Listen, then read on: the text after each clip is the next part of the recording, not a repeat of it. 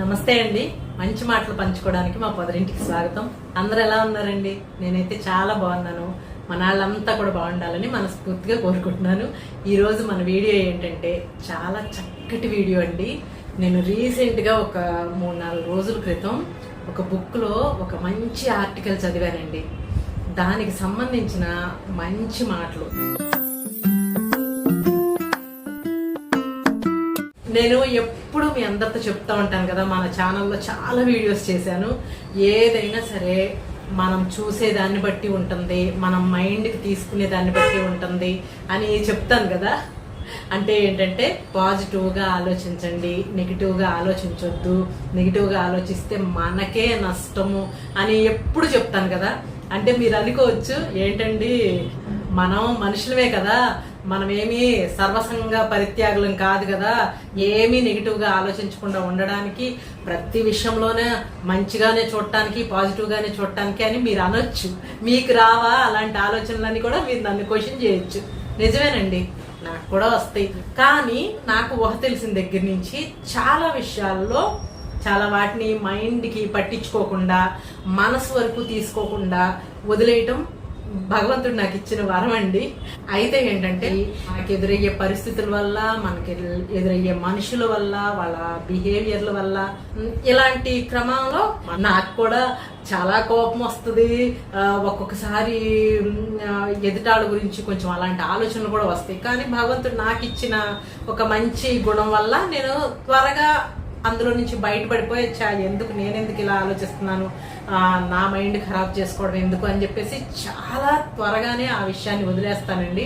అందుకే నేను ఎక్కువగా హ్యాపీగా ఉంటానేమో, మానసికంగా కూడా చాలా బాగుంటానేమో అని అనిపిస్తుంది అనమాట నాకు. అదే నేను ఎప్పుడు కూడా మీ అందరితో కూడా చాలాసార్లు పంచుకున్నాను.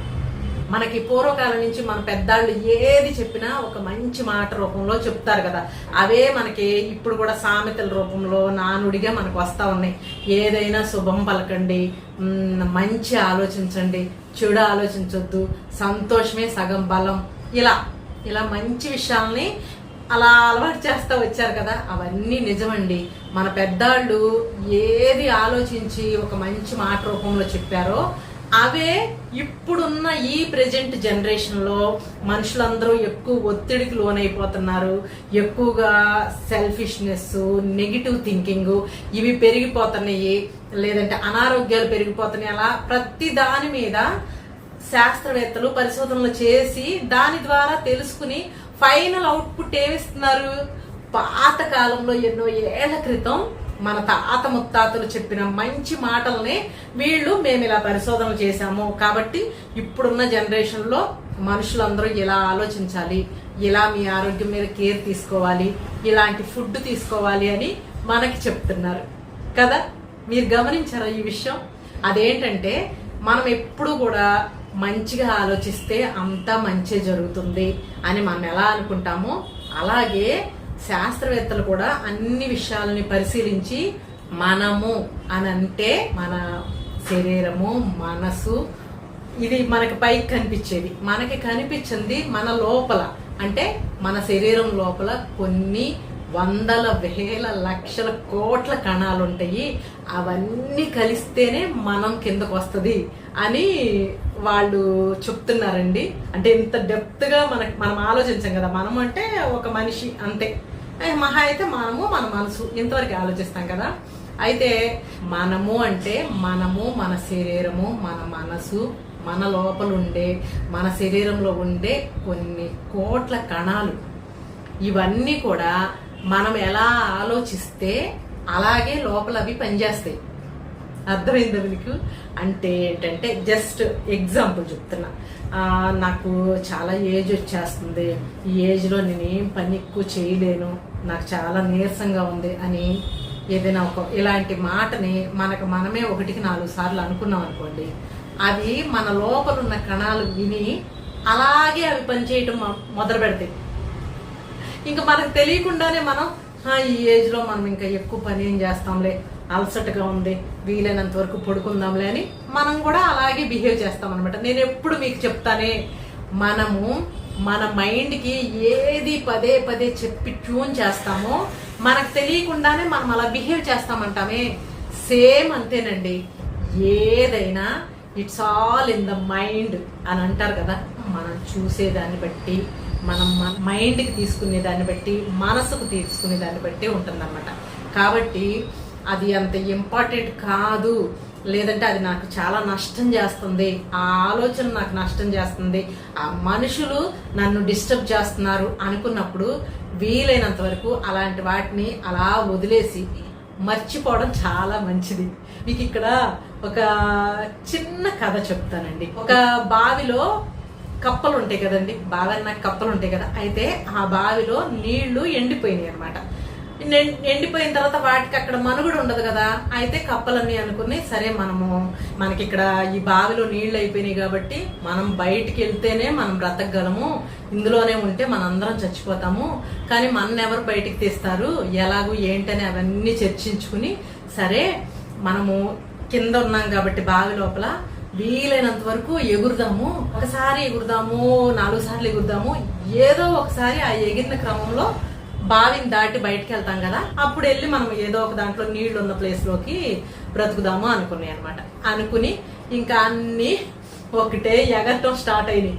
ఎగిరి ఎగిరి ఎన్నిసార్లు ఎగిరినా ఏదో ఇంత దూరం ఎగరటం పడిపోవడమే గాని బావిలో నుంచి బయటికి పడట్లా.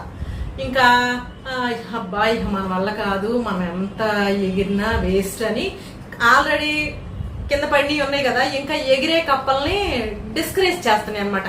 వద్దు ఎగరమాకండి, ఎందుకు ఎంత ఎగిరినా మనమేమి ఇందులో నుంచి బయటకు వెళ్ళలేము అని అంటే ఒక్కొక్కటి ఎగిరే కూడా ఆగిపోతున్నాయి అనమాట.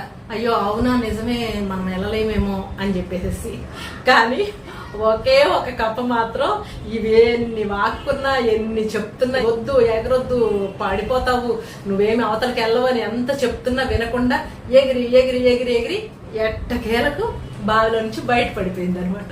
దీనికి అర్థం ఏంటంటే ఆ ఎగిరిన కప్ప, బయటపడిన కప్ప చెవిటిది, దానికి ఇవి చెప్పే మాటలు ఏవి వినిపించలేదన్నమాట.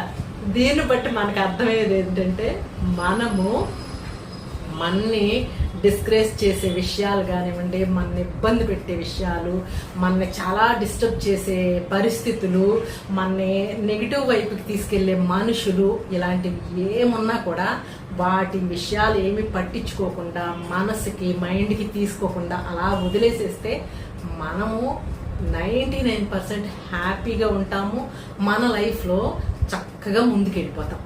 ఓకేనా? ఇది నేను మనసుకి, మన ఆలోచనలకి, మనం పాజిటివ్గా ఆలోచించాలి, నెగిటివ్గా ఆలోచించే వాళ్ళకి దూరంగా ఉండాలి అనే దాని మీద చెప్తున్నా. ఇదే మన ఆరోగ్యానికి కూడా వర్తిస్తుందనేనండి నేను ఒక ఆర్టికల్ చదివింది. నాకు చాలా ఆశ్చర్యం అనిపించింది అనమాట. అంటే కొద్దిగా తెలుసు కానీ ఇంత డెప్త్గా పాజిటివ్గా ఆలోచిస్తే అది మన హెల్త్కి కూడా ఎంతో ఉపయోగపడుతుంది అన్న విషయం నేను ఇంత డీటెయిల్గా చదవటం అయితే ఇదే ఫస్ట్ టైం అండి. అదేంటంటే నేను ఫస్టే చెప్పాను కదా, మనము అనంటే పైకి కనిపించే మనము మన మనసే కాదు, మనలో ఉన్న కొన్ని వేల లక్షల కోట్ల కణాలు కూడా అని, అవి మనం ఏదైతే ఆలోచించి నేను బాగున్నాను, నేను చాలా బాగుంటాను, నేను హెల్తీగానే ఉంటాను అని 1కి 10 సార్లు మనం అనుకుంటే అలాగే మన లోపల ఉన్న కణాలు కూడా పనిచేసి మనం ఆరోగ్యంగా ఉండేలాగా చేస్తాయి. లేదు అమ్మో నాకు బాగోలేదు, నాకు బాగా తలనొప్పిగా ఉంది, టాబ్లెట్ వేసినా తగ్గట్లేదు, ఎంత రెస్ట్ తీసుకున్నా తగ్గట్లేదు, ఇంకింతే అని మనం 1కి 10 సార్లు అనుకుంటుంటే సేమ్ అవే మన మాటలు, మన ఆలోచనలే మన కణాలకు చేరి ఆ కణాలు కూడా ఓహో ఓకే మనం ఇలాగే ఉండాలి కాబోలు అనేసి అలాగే ఉండటానికి ప్రయత్నిస్తాయి అంట. నేను చదివిన ఆర్టికల్లో సారాంశం అండి. అంటే ఇదేదో ఊరికే ఏదో బుక్ లో రాసేశారు నేను చదివానని మీకు చెప్పటం కాదు. కొన్ని వేల మంది శాస్త్రవేత్తలు రెగ్యులర్ గా ఎప్పటికప్పుడు ప్రతి విషయం మీద పరిశోధన చేస్తూ మన బాడీలో ఉన్న కణాల మీద ఏ కణాలు ఎలా పనిచేస్తున్నాయి, వేటి వల్ల ఏవి పని చేయకపోతే ఏ అనారోగ్యం వస్తుంది, అలా పరిశోధనలు చేసి తేల్చి చెప్పిన విషయాలనే ఇలా ఒక ఆర్టికల్ లాగా రాశారండి. నాకు అది చదివితే నిజంగానే ఆశ్చర్యంగా అనిపించింది. మనకు తెలియకుండానే మనం అవి పాటిస్తున్నాము. ఎలాగంటే సపోజ్ మనకి ఒంట్లో బాగోలేదు అనుకోండి, బాగోలేదు బాగోలేదని 1కి 10 సార్లు మనం అనుకుంటే ఇంకా బాగోనట్టుగానే, ఇంకా వీక్ గా అలాగే మంచం మీద పడుకుని లేదంటే ఏ పని చేయలేనట్టుగా ఉంటాం. అలా కాకుండా లేదు, చిన్న చిన్న ఏమన్నా మైనర్ ఇష్యూస్ ఉన్నా కూడా ఓకే చిన్నదే కదా, కొంచెం రెస్ట్ తీసుకుంటే బాగుంటది, నేను బాగానే ఉంటాను అని అనుకుంటే మనము ఎలా మంచిగానే చేసుకుంటాం కదా, అంత బాగోపోయినా కూడా చేసుకుంటాం కదా. మన లోపల ఉన్న మన శరీరంలో ఉన్న ప్రతి కణము అణువు కూడా మన మాట వింటది. ఓన్లీ మాటే కాదు, మన మనసులో చేసే ఆలోచనలు కూడా వింటది. కాబట్టి మనం ఎంత మంచిగా ఆలోచించుకుంటే, మన మానసిక ఆనందం కోసమైనా మన శారీరక ఆరోగ్యం కోసమైనా మనం ఎలా ఆలోచించుకుంటే మన లోపల ఉన్న కణాలు అలా పనిచేస్తాయనండి. ఎగ్జాంపుల్ కూడా ఏంటంటే, పెద్ద షిప్ ఉందనుకోండి, ఆ షిప్ లోపల చాలా మంది వర్కర్స్, చాలా మంది ప్రయాణికులు వీళ్ళందరూ ఉంటారు. పైన చూసుకోవడానికి మాత్రం కొంత కెప్టెన్, ఆ షిప్ ని డ్రైవ్ చేసేవాళ్ళు ఇలా ఉంటారు కదా. వాళ్ళు ఎప్పటికప్పుడు షిప్ కరెక్ట్ గా వెళ్తుందా లేదా, పరిసరాలన్నీ ఎలా ఉన్నాయి, ఏమన్నా అడ్డం వస్తున్నాయా, వాతావరణ పరిస్థితులు అనుకూలంగా ఉన్నాయా లేవా అని చూసుకుని లోపల షిప్ లోపల ఉన్న వాళ్ళకి ఇన్స్ట్రక్షన్స్ ఇస్తా ఉంటారు కదా. అయితే ఎదురుగుండా చాలా పెద్ద పెద్ద కొండలు అడ్డం వస్తున్నాయి, వెనకాలంతా మంచు కప్పిపోయి దారి ఏం కనిపించట్లేదు అని సేమ్ అలాగే లోపల ఉన్న వాళ్ళకి ఇన్స్ట్రక్షన్స్ ఇస్తే లోపల ఉన్న వాళ్ళు ఏమనుకుంటారు, అయ్యో అయిపోయింది, ఇంకా మనం చేయడానికి ఏమి లేదు, వాతావరణ పరిస్థితులు కానివ్వండి ఏమి మనకు అనుకూలంగా లేవు, ఇంకా మనం చేతులు ఎత్తేసేసి అలా చావుకి దగ్గరైపోవడమే, ఇంకా మన చేతిలో ఏమి లేదనే అనుకుంటారు కదా లోపల ఉన్న వాళ్ళు, ప్రయాణికులు అవనివ్వండి ఇంకా లోపల ఉండే కొంతమంది వర్కర్స్ కానివ్వండి. సేమ్ అలాగే అన్నమాట. మనమే మన లోపల ఉన్న కణాలకి ఒక కెప్టెన్ లాగా ఎప్పటికప్పుడు నేను బాగున్నాను, నేను చాలా బాగున్నాను, ఓ చిన్న చిన్న మైనర్ హెల్త్ ఇష్యూస్ అయినా సరే నేను ఏదో ఒక రకంగా మేనేజ్ చేసేసి కొంచెం రెస్ట్ తీసుకుని సెట్ అయిపోతాను అని మనమే 1కి 10 సార్లు అనుకుంటే, ఆ అనుకున్న మాటలు మనసులో అనుకున్న పైకి అనుకున్న ఆ అనుకున్న మాటలు లోపల కణాలకు చేరి ఆ కణాలు యాక్టివ్గా స్పందించడం మొదలు పెడతాయి, యాక్టివ్గా పనిచేయటం మొదలు పెడతాయి. అవి యాక్టివ్గా పనిచేసేసరికి ఆటోమేటిక్గా మనం చక్కగా క్యూర్ అయిపోతాం. ఇది ఎటువంటి మందులు కూడా లేకుండా మనల్ని మనం క్యూర్ చేసుకునే పద్ధతి. అంటే ఓన్లీ మానసిక ఆరోగ్యమే కాకుండా శారీరక ఆరోగ్యాన్ని కూడా మనం చక్కగా క్యూర్ చేసుకోవచ్చు ఓన్లీ మన ఆలోచనతోనే అని అన్నమాట. ఏదైనా సరే మనం తీసుకునే దాన్ని బట్టి ఉంటుంది. కాబట్టి ఆ తీసుకునేది ఏదైనా సరే మంచిగా తీసుకుందాం, ఎక్కువగా నెగిటివ్గా లేదంటే ద్వేషంగా ఇంకో అసూయగాను ఇవన్నీ కూడా మనల్ని నాశనం చేసేవే. మన పాతకాలంలో పెద్ద పెద్ద ఋషులు వీళ్ళందరూ చెప్పేది ఏంటంటే, కోపము ఇలా మనకొచ్చే ఎమోషన్స్ అన్నిటినీ తగ్గించుకోండి, వీలైనంత వరకు శాంతంగా ఉండండి, మంచి ఆలోచించండి, మంచి మాటలు మాట్లాడండి అని ఎలా చెప్పారో పాజిటివ్గా మనం ఆలోచించి మనని ఇబ్బంది పెట్టే నెగిటివ్ ఆలోచనలు, నెగిటివ్ మనుషులు వీటన్నిటిని ఎక్కడికక్కడ వదిలించుకుని మనం ఫ్రీగా, మన మైండ్ ఫ్రీగా, మన మనసు ఫ్రీగా ఉంటే ఆటోమేటిక్గా మనకి ఒత్తిడి, ఆందోళన ఇవన్నీ తగ్గిపోయి డబ్బు ఉందా లేదా ఇవేం కాదు, ప్రశాంతంగా ఉంటాం, ఆనందంగా ఉంటాం. ఇంకోటి, మన ఆరోగ్యం కోసం కూడా మన ఆరోగ్యంగా ఉండాలి అని అంటే ఎప్పటికప్పుడు ప్రతి చిన్న విషయానికి టాబ్లెట్లు వేసేసుకోవడమో లేదంటే ప్రతి కొంచెం బాగోపోయినా బాగోలేదు నాకు బాగోలేదని 1కి 10 సార్లు అనుకోవడము లేదా పక్కన వాళ్ళకి చెప్పడము అలాంటివి కూడా లేకుండా ఓకే నేను బాగున్నాను, నేను చాలా బాగున్నాను, కాసేపట్లో క్యూర్ అయిపోతాను అని అనుకుని మన బాడీ చెప్పే మాట మనం వింట కొంచెం గ్రహించుకుని ట్యూన్ చేసుకుంటూ ఉంటే అది కూడా మనం ఆరోగ్యంగానే ఉంటామండి. బాబోయ్ చాలా డెప్త్గా ఉంది కదండి టాపిక్. కాకపోతే మీకు ఎప్పుడు చెప్తాను, నేను ఏదో వీడియో చెయ్యాలి కాబట్టి ఒక కంటెంట్ తీసుకుని ఏదో ఉచిత సలహా ఇస్తున్నట్టు చెప్పేయటం కాదు, నేను పాటించి దానివల్ల నేను చాలా హ్యాపీగా ఉండి దాని ద్వారానే మీకు ఒక మంచి మాట రూపంలో మన వాళ్ళందరికీ చెప్తున్నానండి.